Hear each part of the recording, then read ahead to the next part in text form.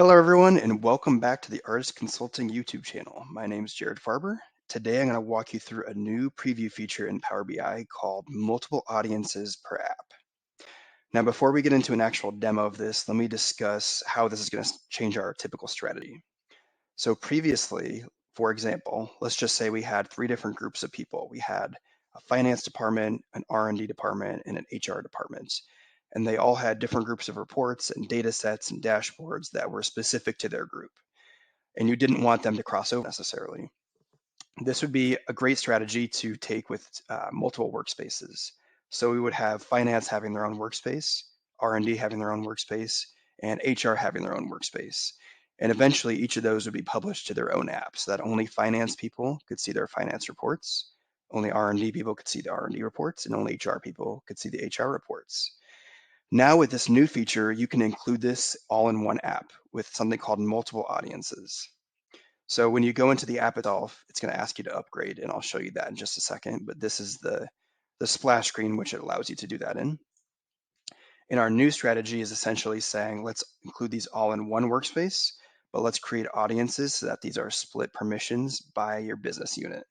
So within the app itself, we can split these out by finance, by R&D, and by HR. This reduces the need to have multiple workspaces and makes it quite a bit easier to manage. You don't necessarily even need to, publish specific data sets in the same spot or anything like that anymore. So now let's get into a quick demo and I'll show you how this works. All right, so in our workspace itself, we've got an app that's already published. Let's hit Update App. And you can see the tabs here in the top are slightly different, but a little bit similar to the previous ones. Our Setup tab is still the same as it previously was.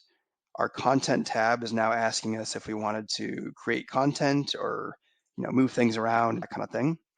Let's add content and let's add serverless import, this new report down here in the bottom. So we'll hit Add, and then we'll go to the Audience tab, and this is where the new feature comes into play.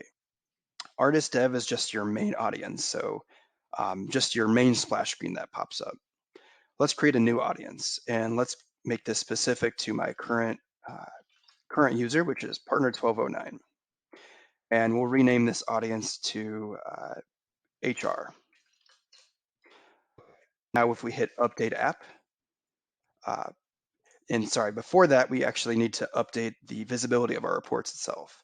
So let's just say, let's make these other ones invisible. We don't want them to see, HR to see in these other reports. We just want them to see the serverless import tab right there. So now let's go ahead and hit Update App, Update, and let's go to the app itself. So you can see here on the top, we've got all of our different audiences set up. We've got Artist Dev, which is just everything. And then under HR, we've just got the one report called Serverless Import. So if I am someone that's part of HR, I can see only what's existing within that audience itself. So a great new feature to make your permissions quite a bit easier to use. This is an example of just a change management strategy that we would use in the future. We've got a few other videos existing in the Artist Consulting YouTube channel regarding change management. For the most up-to-date version of some of these reports and some of our strategies, I suggest referring to our deployment pipelines video, which will give you a great demo of how those are used. So thank you everyone for listening.